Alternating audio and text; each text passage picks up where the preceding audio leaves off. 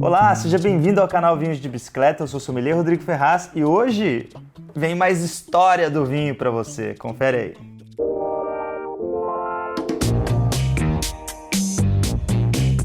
Essa história aqui é para poucos.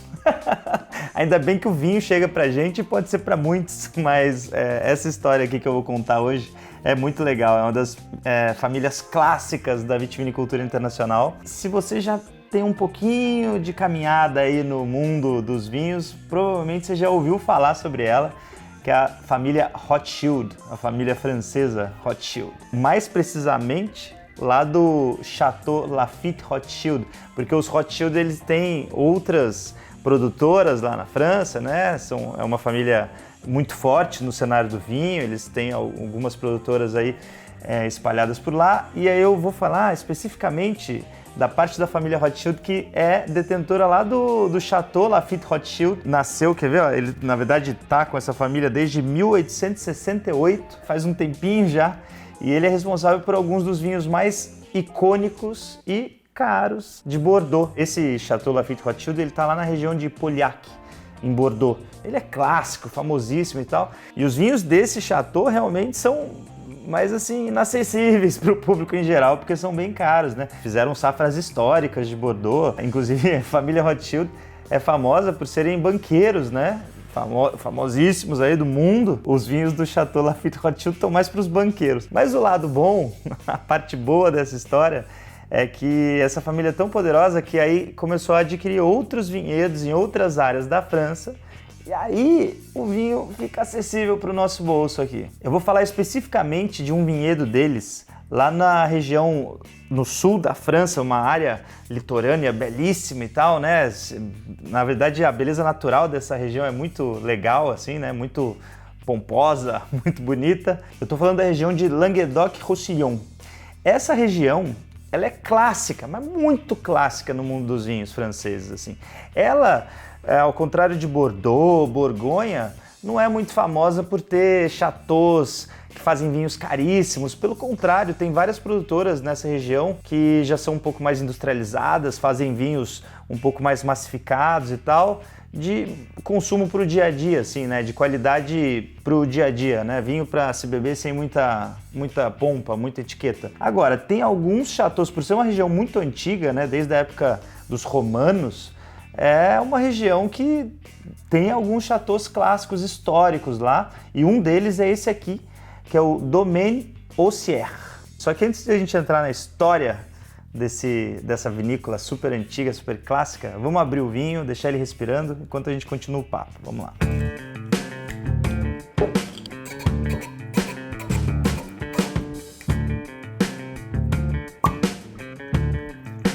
Agora vamos lá para a história então, né?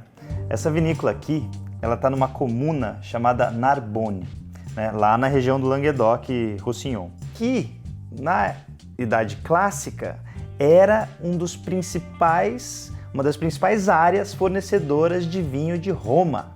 Então assim, olha que legal isso, os vinhedos plantados lá, naquela época clássica, já serviam para se fazer vinho para abastecer Roma. O próprio barão Eric de Rothschild, né, quando ele olhou para essa produtora, ele soltou uma frase que, poxa, eu nunca fui lá, mas eu já consigo imaginar só por essa frase aqui, né?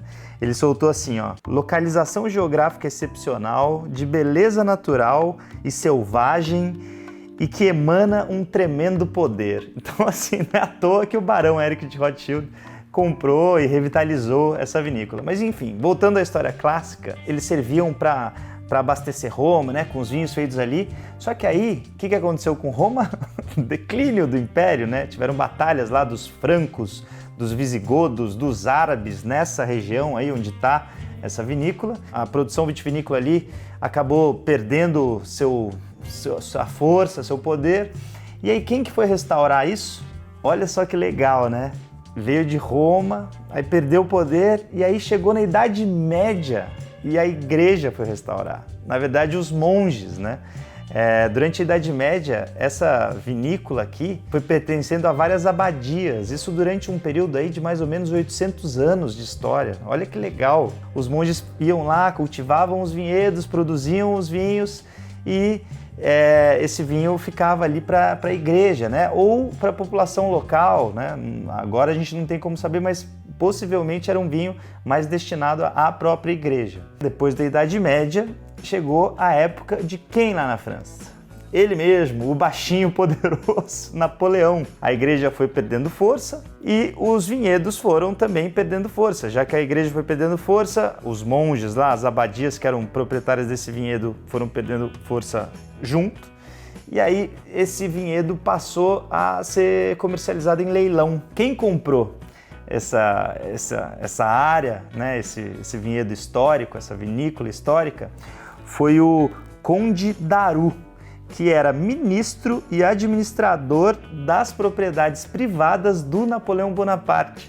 Então olha que demais isso. Provavelmente esse vinho aqui, não esse especificamente, mas o vinho feito por essa vinícola já foi degustado provavelmente por Napoleão Bonaparte, né? Então olha que legal, uma região que antes abastecia Roma, aí depois com as guerras e o declínio de Roma perdeu força, aí passou para a Igreja Católica. Durante 800 anos da Idade Média, os monges ficaram ali trabalhando esse vinhedo e depois foi para o Conde d'Aru, que era ministro do Napoleão. O tempo foi passando, né, as coisas foram mudando, né? E aí chegou uma época que a população francesa foi ficando mais urbanizada e aquilo ali foi se tornando, né, essa área desse vinhedo, dessa vinícola, foi se tornando uma mini comunidade. Por quê? Eles passaram por aquele período que a gente até já citou aqui em outros vídeos do canal, né? A filoxera, que foi lá aquela peste agrícola, aquele bichinho que foi dizimando vinhedos na França e tal. E aí eles precisaram pegar os vinhos dessa região, porque os vinhedos de Bordeaux tinham sido muito afetados pela filoxera. Então eles tiveram que aprimorar a produção nessa região aqui para ir para o mercado de Bordeaux. Então este vinhedo aqui, especificamente de Ossier e outros ali da região do Languedoc, precisaram ser ampliados para conseguir suprir essa demanda do mercado francês, que Bordeaux já não estava mais conseguindo suprir por causa da filoxera. Então assim, esses dois fatores fizeram isso daqui virar uma pequena comunidade mesmo, sabe? Ossier virou uma pequena comunidade ali, que eles disseram que tinha mais ou menos 120 pessoas trabalhando, tinha escola lá dentro. Imagina só que legal, nessa vinícola poderosa ali naquela época, né, no passado, um passado de glórias aí, mais ou menos com 80 hectares de vinhedos plantados, eles tinham uma comunidade vivendo ali dentro e escola ali dentro para suprir esse mercado urbanizado aí da França e esse lapso aí da região de Bordeaux, né, na produção, que não estava conseguindo dar conta. Então assim, foi um período de glórias. E aí essa vinícola foi, né, por questões aí mercadológicas, enfim, foi perdendo força novamente e até ser adquirida pela família Rothschild, que revitalizou o vinhedo, revitalizou a vinícola, né, que chama Domaine d'Ossier, e agora faz esses vinhaços. Então assim, o que é legal disso aqui é que a gente está bebendo um pouco de história. Eu ainda não, mas a gente está bebendo um pouco de história. Eu selecionei esse vinho aqui, lá do Languedoc, da família Rothschild, para ir no clube, né? Ele foi na seleção Fraternité recente agora, do Clube Vinhos de Bicicleta. Até quem tiver interesse, tem o link aí na descrição do vídeo que, poxa, é um vinho que vale a pena ser degustado, né? Mesmo que você não queira participar do Clube Vinhos de Bicicleta, não sei porquê, se você não quiser, você pode comprar essa garrafa, tem aí o link na loja virtual também. É uma história engarrafada que a gente toma aqui. O mesmo vinhedo, a mesma terra ali, né? Lógico que a vinha foi sendo trocada, porque uma vinha não dura tantos anos assim, né? Já não estaria produzindo mais quase nada ou nada se fosse a mesma vinha lá do começo. Mas mesmo que a vinha tenha sido trocada, o terroir tá ali, né? E aí eu entendo por que o barão Eric de Rothschild fala, pô, essa terra emana poder, com certeza. Cara, eu fico com vontade de visitar uma região dessa só para viver um pouco dessa história aí, que eu acho muito legal. Agora já falamos bastante de história aí, vamos provar o vinho, né? Ele é um Syrah Mourvèdre, são duas uvas clássicas do sul da França ali, né? Muito utilizadas, tanto em Côte du Rhône como no Languedoc também. Faltou aqui minha predileta, a Grenache, né? A gente até já fez vídeo aqui no canal sobre esse corte especial do sul da França, que é o GSM, Grenache, Syrah, Mourvèdre. Esse aqui só faltou a Grenache, mas tudo bem. Só por essa história maravilhosa que tem o Chateau, a gente perdoa. Vamos ver então como tá esse vinho no paladar aqui, no nariz, vamos ver qual é a dele. Eu até falei, na cartinha que eu escrevo aqui pro clube, ó, eu ainda sinto muito, muito claro assim nesse vinho, aroma de morango, cereja e tal, só que num estágio mais avançado, assim, quase chegando numa geleia. É um vinho que apresenta essa fruta mais intensa, assim. E aí, como tinha que ser, né, que é um Syrah, tem a tal da pimenta preta, bastante especiaria. Só que o mais legal é que esse vinho que eu mandei pro clube é safra 2011 e é o que ainda está à venda na loja da Vinhos, é a safra 2011. Então, é cheio de nota terciária esse vinho, né? Aroma terciário de evolução do vinho na garrafa. Aceto balsâmico, canela, embutido defumado, trufa, flor seca, são aromas que o vinho foi adquirindo com a idade, né? Adquirindo com essa microoxigenação na garrafa, né? E dá para sentir tudo aqui. É que eu acabei de abrir aqui, né? Faz pouquinho tempo que eu abri a garrafa, mas esse é aquele tipo de vinho pra você tomar devagar, né? Tomar ou sozinho, ou em casal, ou deixar no decanter por muito tempo, porque é o vinho legal para acompanhar a evolução dele, sabe? Deixar o bicho respirar mesmo para ver o que ele vai apresentando pra gente. Ele vai mudando muito esses toques aromáticos dele. Não é à toa que a família Rothschild é famosa aí, né, nos vinhedos franceses. De sabor, vamos ver como que ele tá. Nossa, hiper macio, tanino como tinha que ser, uma safra 2011, né? Tanino já super aveludado, passa como uma seda. Vinho muito equilibrado, muito elegante, sabores complexos, um final longo que persiste no paladar depois que a gente bebe. E os sabores puxam mais para fruta mais intensa junto com esse toque de especiaria. Então assim, vinhaço, clássico francês, elegante, muito bom, vinhaço, adorei.